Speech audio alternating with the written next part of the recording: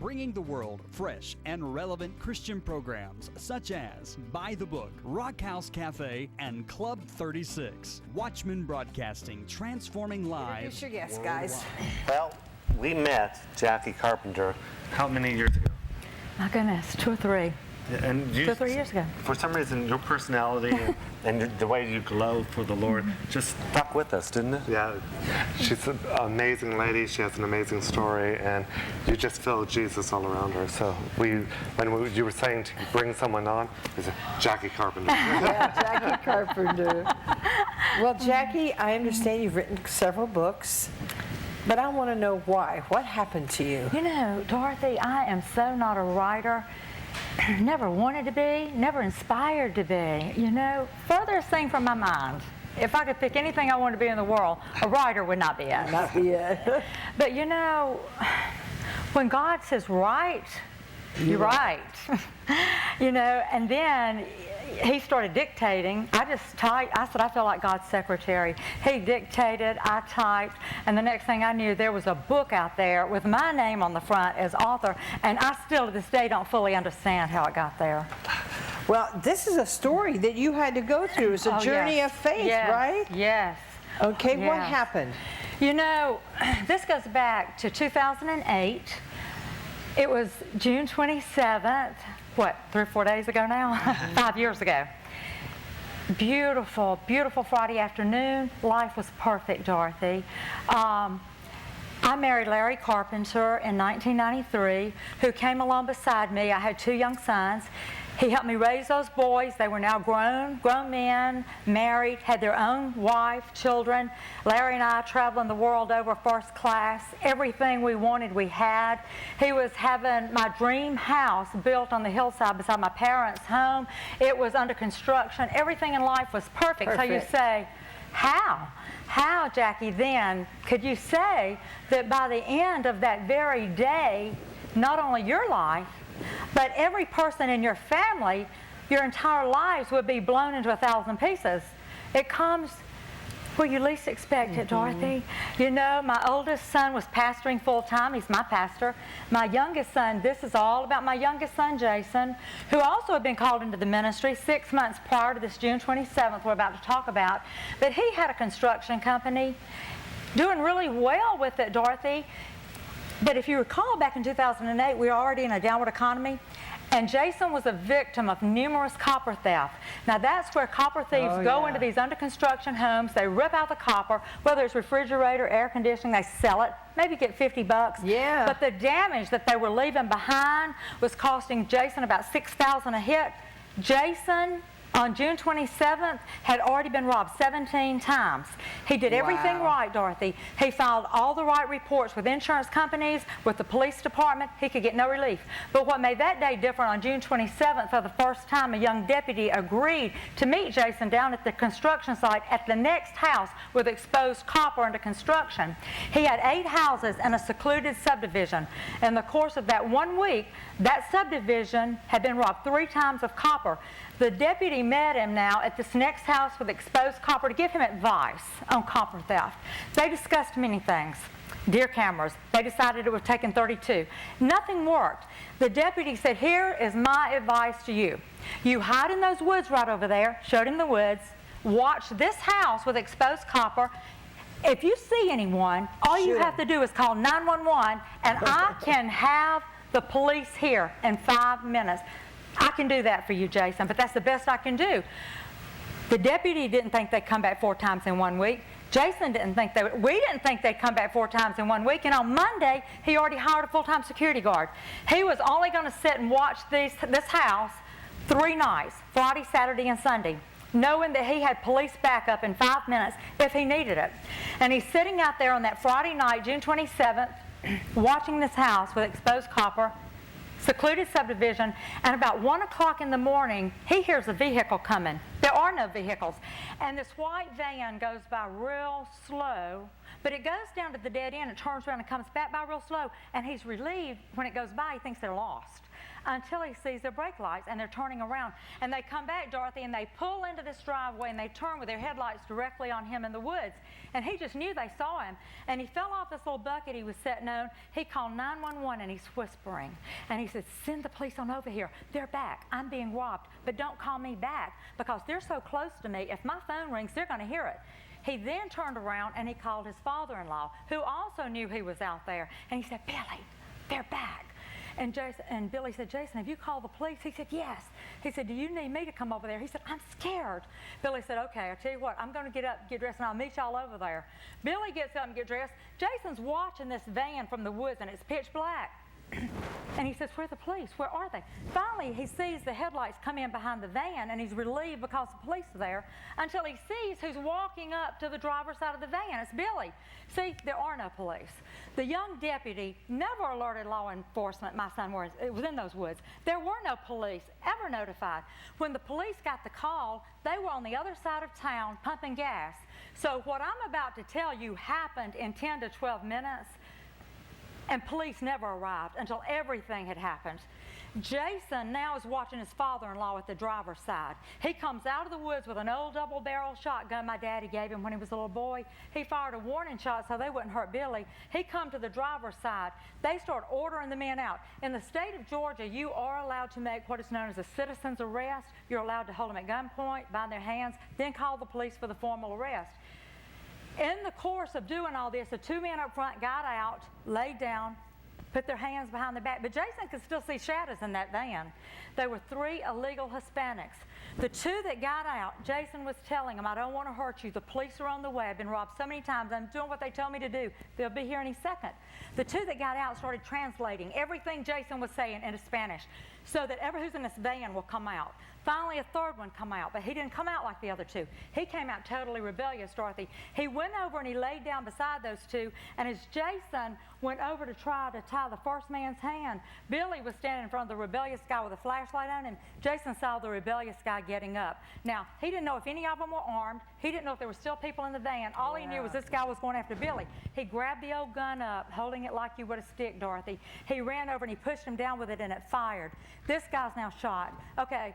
They call an ambulance. They start trying to save the man. Billy takes him to the hospital. In the early morning hours, he died. Now, if all that's not bad enough, still no police. If all that's not bad enough, when the young deputy found out that his advice to Jason had gone so wrong, he runs to the judge in the early morning hours and says this, you know what, I did meet him down there. I did discuss copper theft. I never told him to hide in those woods. I never told him I was going to tell law enforcement. In fact, he was in a rage over copper theft. I want him arrested.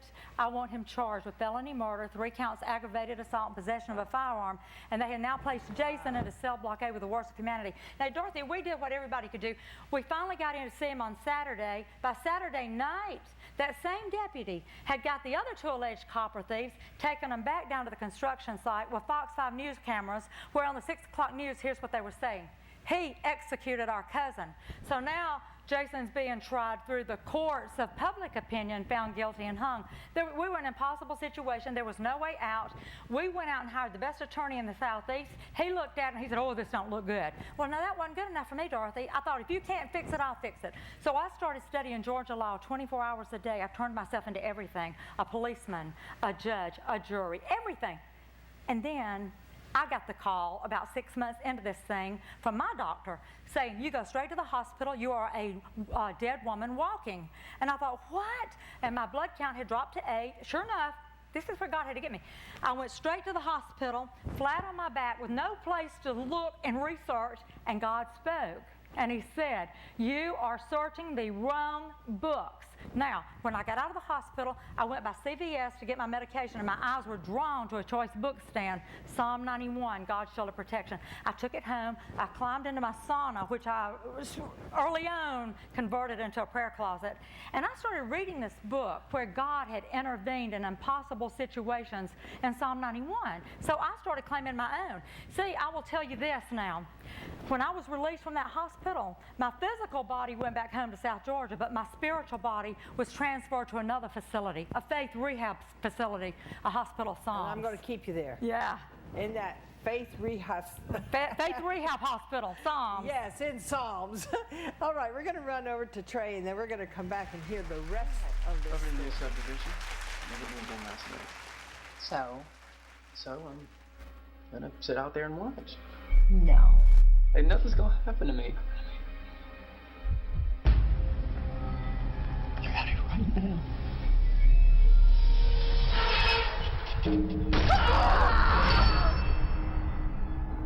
He's dead. That man died. He takes the plea bargain. He gets nothing less than 3 years. He takes the jury trial. There's a 50-50 chance that he'll go to prison for at least 30. You think we should go to jail for something he didn't do? You want to pay up and get it over with! He's innocent! I know that I'm risking going to jail for 30 years. We're going to trial. These two men saw their cousin gunned down. No!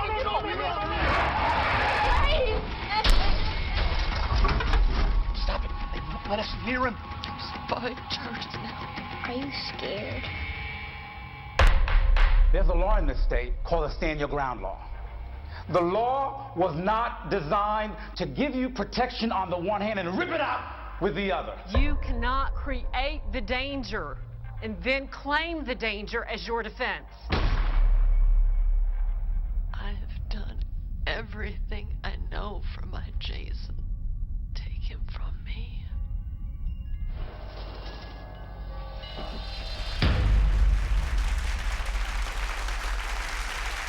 And that is A Cry for Justice. That is the story of the story that you're hearing. That's the movie of the testimony that you are hearing right now. I'm Heather. I'm in the phone room. I just stopped back by here to tell you really fast that we are here to take your calls. We're here to pray for you always. I hope you are being very encouraged by this story. We'll get to the end of it. You might not be encouraged yet because you don't know the end, but we'll get to the end of it in just a moment. But also, you can watch the movie when it comes out, or we have her books available right here. The bridge between Cell Block A and A Miracle is Psalm 91. That's where she just left off.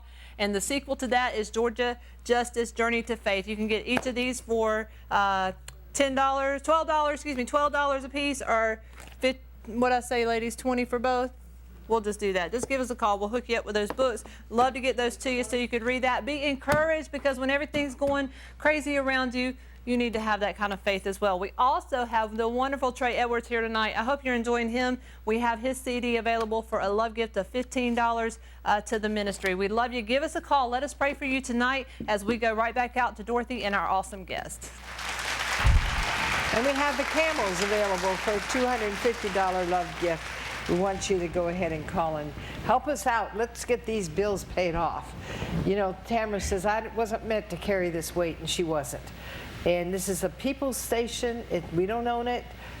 We just run it because we put it in a nonprofit for the people, and that way nobody can ever do something bad with it or run off with the money. So praise God. We just thank you all for being a part and helping us. Well, let's go back to our story. I know that's what you want to hear. So you're sitting in the jacuzzi. Yeah, the sauna. That's your... That's now a prayer closet. That's your prayer closet. Today, to this date, 5 years, it's been a prayer closet. Wow. Yeah. So tell me then what happened. Well, you got into Psalms 91. I did, because when I was released from the hospital, my physical body, like I said, went back to South Georgia with my husband, but continued to die again, and I'll tell you how. While my spiritual body was transferred, I look at it now, it's plain as day, to another facility, a faith rehab center, which I refer to as the Hospital of Psalms. You know, Dorothy, and when the great physician took a look at my condition, he immediately placed me in intensive care, which I refer to as Psalm 91, my intensive care, where he hooked me up to life support and literally had to rebuild my faith, just like that beautiful dream house that was being built, from the foundation up. Because what I found when tragedy struck, Dorothy, I was saved when I was 13 years old. I've been in church my entire life. And I'm not talking about just going to church. I was a worker in the church my entire life. But what I found in the midst of this tragedy, I was saved, but my faith was lost. It was lost.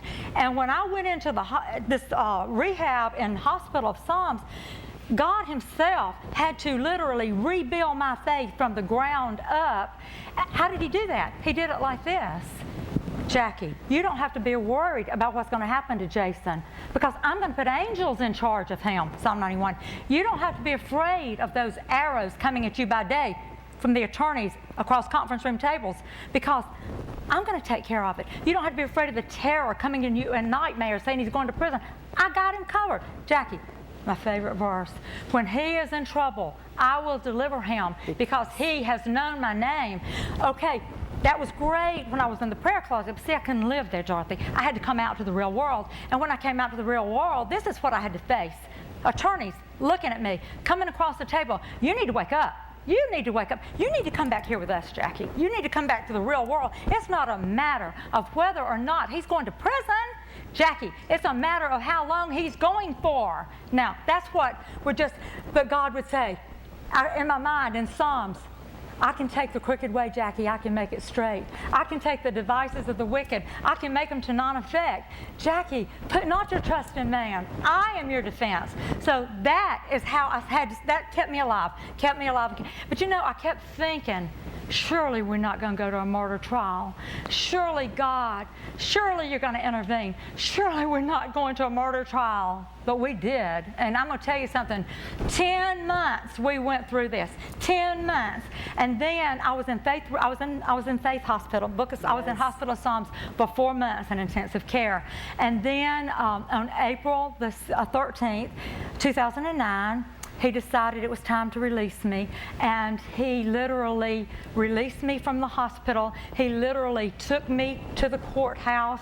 He literally went up the elevator, God himself opened the courtroom doors. And Dorothy, as God opened those courtroom doors and I looked in, I realized that God himself, had just opened the gates of hell, because our family would literally walk through hell for the next 4.5 days. And see, the last word from the attorneys to me on Saturday before we go to court on Monday was, Jason, you tell your mama when she comes to court on Monday, leave that Bible of hers at home. Now, the reason for that is this, because if there's one juror, and they're an unbeliever, and they see your mama out there holding a Bible, that one opinion can send you to prison for 30 years. So I did like everything else. I went into my prayer closet, you know. I said, God, what am I supposed to do? Am I going to send him to prison? What? He said, Jackie, you've been telling everybody you're going to get a miracle through Psalm 91. Now, do you believe that, Jackie? Do you believe what you're telling everybody? You want me to show up? You want me to deliver him of 3 charges, Jackie? You want me to show up with 50%? Or do you want me to show up, deliver him of 5 charges at 100%? I said, I want you to show up with 100%. He said, then you better show up with 100%. So I took the Bible, I went right on through there, but let me tell you something. Here's what it came down to. Am I going to offend a juror, or am I going to offend God? Because they already said, outside of a miracle, we had no hope. We had no hope. I took it. It was the only thing that sustained me through 4 days of trial. But you know what? On April 16th, 2009, 3:40 in the afternoon, God walked down that aisle as my son was asked to stand, and they had found him innocent on all 5 charges. Come on! God showed up with 100%. Let me tell you something. The bridge between cell block A and a miracle is Psalms 91. And on this Psalms, that's what she said. She was locked into Psalms 91. And there's something that's there that I want you to hear. It says in the last couple verses, I delivered them in time of trouble because they knew my name. Amen. You see, if she had not gotten into this and listened to it and fixed it, then who knows where she could be. But this book here is probably one of the most invaluable books besides the Bible that you'll ever read, because it is the Bible. It talks about, she just took it apart and made it for you to read easier. Psalms 91 is a love gift of $12 by itself, and then Georgia Justice is a love gift of $12, but you put them together, it's a sequel. And you put them both together and you have them for a love gift of $20 to the ministry. You need to get this. There are a lot of you who are in a mess just like that. But she took charge over her mess. And you can too. When you have the Word. Thy word have I hidden in my heart. You see, you have to be like the ant. The ant goes and stores up the Word. So when the time comes that you need it, that's what comes out. I was telling them today, when you slam your hand on a door, you say, in the name of Jesus, be healed. The word comes out. And that's what you have to learn.